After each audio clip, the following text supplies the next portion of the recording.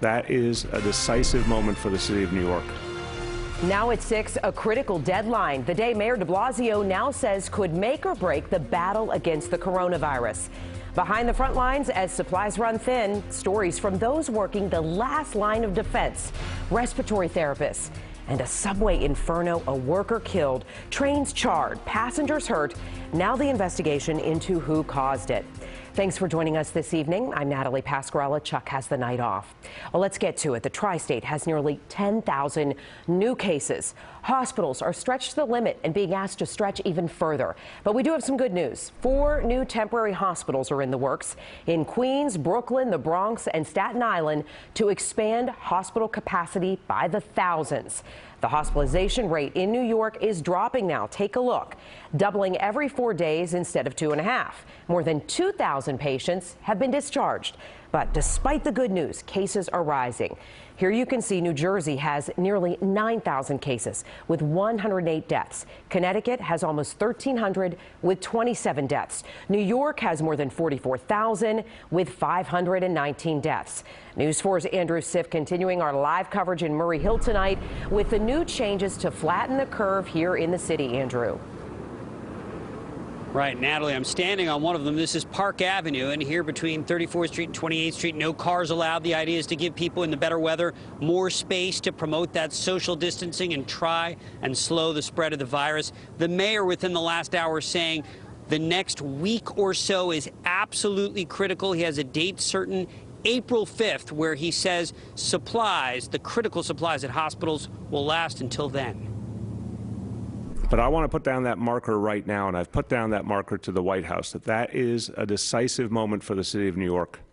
We need to make sure that we can get to that day ready to face the week after that and the week after that as well. And right now, we're not there. More long lines at Elmhurst. People outside waiting for coronavirus tests at a hospital where 13 people died in one day. The doctors here and at other ERs approaching a critical moment. Every shift I've worked, I've cried after leaving from the shift because of the pain and suffering we see. And if you think March is bad, April could be worse. The mission is to save lives. Governor Cuomo telling men and women from the National Guard he needs 4 more makeshift hospitals. This expo in the Bronx, one of them. Chopper 4 flew over 3 others today. On Staten Island, at the Aqueduct Racetrack in Queens, and the shipping terminal in Brooklyn. It's a race against time to add thousands of beds and more than double hospital capacity by mid-April. So I say, my friends, that we go out there today and we kick coronavirus ass. The tough talk comes with some new measures aimed at slowing the spread of the virus. No more construction sites unless it's considered essential work. That after workers worried about being too close. Streets like 34th Avenue in Queens now closed to cars. Wait, okay, good. So is a stretch of Park Avenue in Manhattan. Very good, you can get out in the sunshine. New Yorkers happy about a slice of freedom, but worried about what it means. Today, the state ordered all schools closed for at least 2 more weeks. And we asked, shouldn't you be extending that closure even further? But you're right, Andrew, if the numbers continue this way, then yes, in all likelihood, we'll extend it another 2 weeks. The governor telling us he hopes that the situation isn't as dire as the data suggests, but for now, he is forecasting that the hospital system could be overwhelmed somewhere around April 17th. That's the latest live in Murray Hill. Andrew Siff, News 4 New York. All right, Andrew, thank you. Tonight, an urgent plea from the FDNY. Do not call 911 unless you have a serious medical emergency.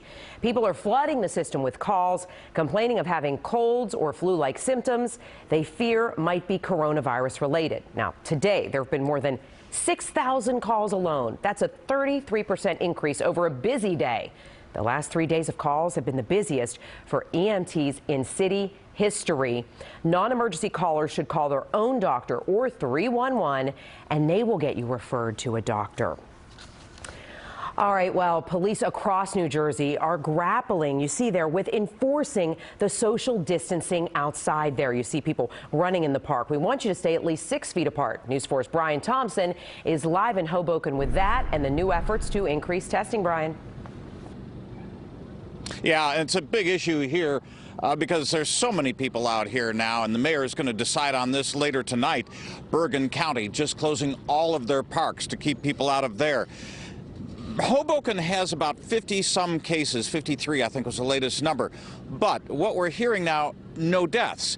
In Montclair, and this is a really bad news from their health department, 50 cases, 10 deaths. That's a 20% fatality rate. It's off the charts of just about anywhere else that we know about. And so the issue for officials, the curve is not yet flattening.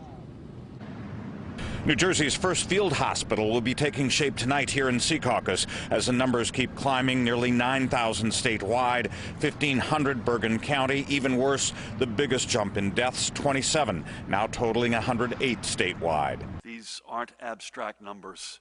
These are our neighbors, our family, our friends, all of us. But officials worry there's just not enough social distancing yet. Witness this late afternoon on the Hoboken waterfront. Some here might disagree.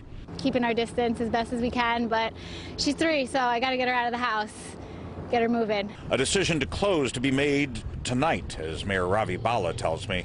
That decision is going to be based largely upon what we observe in real time right now. Some are petitioning to close Sinatra Drive to create more space for social distancing.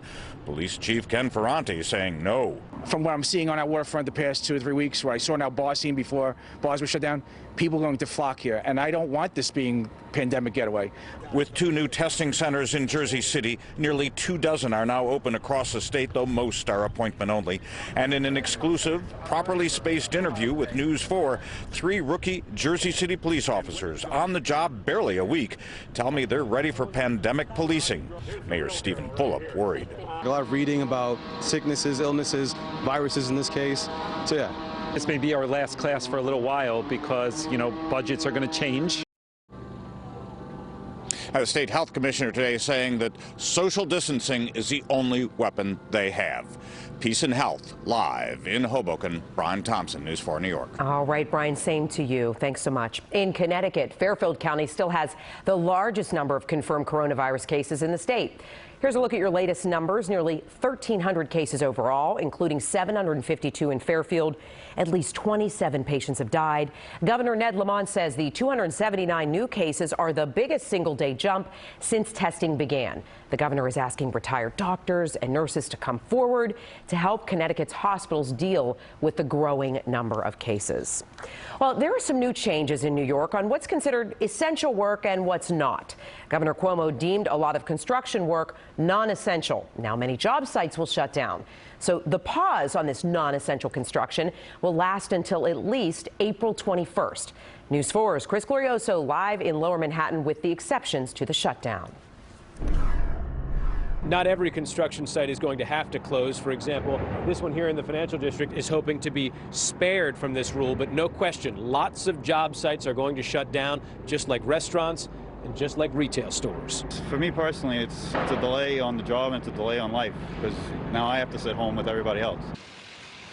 The workers building this financial district apartment tower consider themselves lucky. While much of the nation is idle, they're still busy and collecting paychecks. A lot of us have to still continue to provide for our family. We feel comfortable being here. But now Governor Cuomo has ordered many construction sites in New York to close, fearing they could be places for the coronavirus to spread. We're closing down non-essential construction sites. Despite the simple sounding order, SL Green, the developer of this project, is hopeful the governor's directive will not apply here. That's because the order exempts housing towers that include at least 20% affordable units. The executive order also exempts construction on roads, bridges, hospitals, and homeless shelters.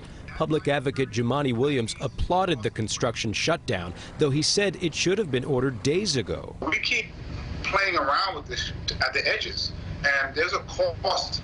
And unfortunately, it's a human cost to inaction and slow action. Back on this job site, developers have installed tough new infection control measures. The most visible one, a physician's assistant taking workers' temperatures at the front door. He told us he's already turned a handful of workers away with fevers. It's preventative measures. You know, patients come in, the thermal imaging was a little bit hot. We did a secondary screen. They did have a slight fever. One thing that concerns public health officials about construction sites is the fact that often there are groups of workers who do not get sick pay, and that may provide an incentive for them to come to work when they're not feeling well. The developer here hopes those temperature checks can cut down on that, but as we know, COVID can be transmitted from an asymptomatic person. Reporting from the Financial District, Chris Glorioso, News 4 New York.